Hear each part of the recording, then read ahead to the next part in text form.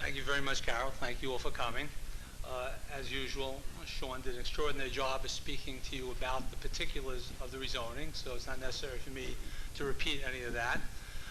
With regard to the other projects, they're all very interesting.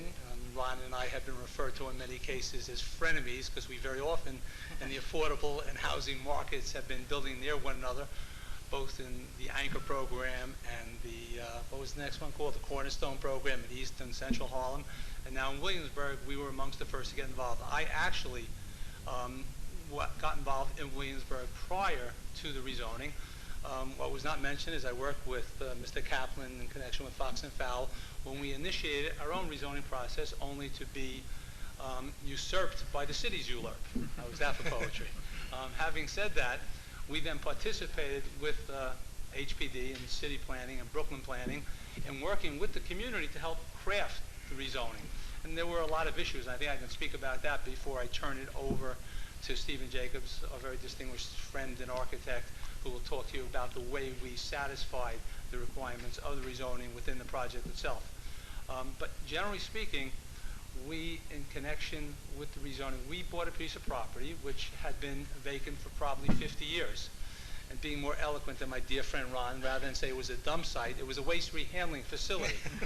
And as a waste rehandling facility, it motivated the residents of Williamsburg to pursue a change of zoning, so that would no longer be permitted. And they formed the community not-for-profit, which was known as NAG, Neighborhoods Against Garbage. And that group was interested in seeing rezoning. Of course, they were not interested in the level of density that the city saw fit. But I must say, to the city's credit and to the Bloomberg administration's credit, the housing scarcity in New York is due in no part to the lack of available land and the lack of entitlements.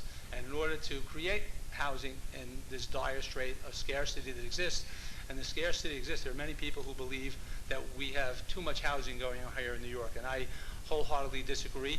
In a city of 8.2 million, as you saw in the most recent statistic, to have 25,000 new units commence every year, many of which I will tell you right now, unfortunately, will not even commence because of the current financial structure of the markets, is nowhere near going to satisfy the demand of what I continue to believe is the most desirable city, certainly the United States and maybe the world, to live in. So I don't believe that we can satisfy the housing demand with the capabilities we currently have. So the effort to create this entitlement to create more housing was supported to a degree by the community because of the negative utilizations that had occurred there. We were fortunate. We did not have a lot of brownfield situation because our site, and I think we have some pictures of just the site in general. Well, that is a rendering of the proposed development.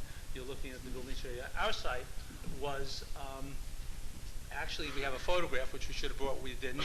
Back in 19, was the Brooklyn Eastern District Terminal, which was basically the pier, which we are also rebuilding, which came off of our site, housed a warehouse which was massive and quite beautiful actually, where much of the produce and manufactured goods of Long Island were shipped off in freights off of that pier, and other goods received for distribution through all of Brooklyn, Queens, and Long Island. So it had an interesting history, none of which incidentally was industrial. And the fact that the industrial base has been leaving New York for over 50 years left this site basically laying fallow until all the powers that be saw fit to create this entitlement. There were other issues having to do with the community, one of which was the people who lived in the community, and the north side of Williamsburg is an area that I am madly in love with, for the reason being it evolved of its own volition. The city rezoned it because it was demanding to be rezoned because people wanted to live there. People wanted to live there because, number one, transportation. We talk about the greening of a society, and there's nothing more green than using public transportation of the subway. And you can see there in bright letters, you have the Bedford Avenue L, which is on Bedford Avenue and North 7th Street, just 3 blocks from our site, which literally takes you into Manhattan, across 14th Street, Union Square, and interconnects with every north-south subway line in New York City. So from Williamsburg, you can get to work or play literally anywhere in Manhattan, and as well as the further into Brooklyn, in just a few short minutes. All of that, coupled with the rezoning, motivated us to build here.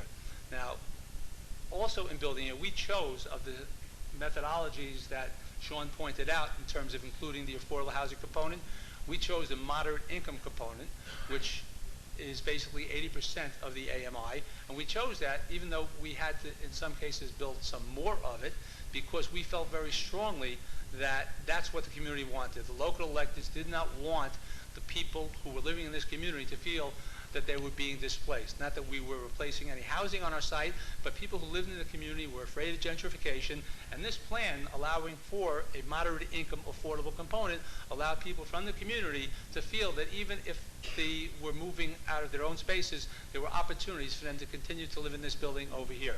So we were very excited about that. In general, I think that there are lots of lessons to be learned over here. Sean whitewashed the 421A tax abatement.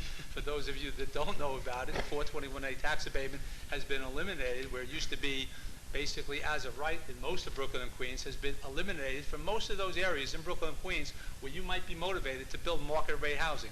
So while the rezoning has been called voluntary, you can participate in the inclusionary zoning bonus if you wish. The reality is, while it's not mandatory, it's certainly compulsory, because the 25-year tax abatement is part and parcel of going with the inclusionary zoning bonus and adding to it the affordable is critical to the marketing success of the project. I think that's important to speak about, and with that I will turn it over to Stephen Jacobs to talk to you about how we dealt with the requirements of the rezoning from an architectural perspective.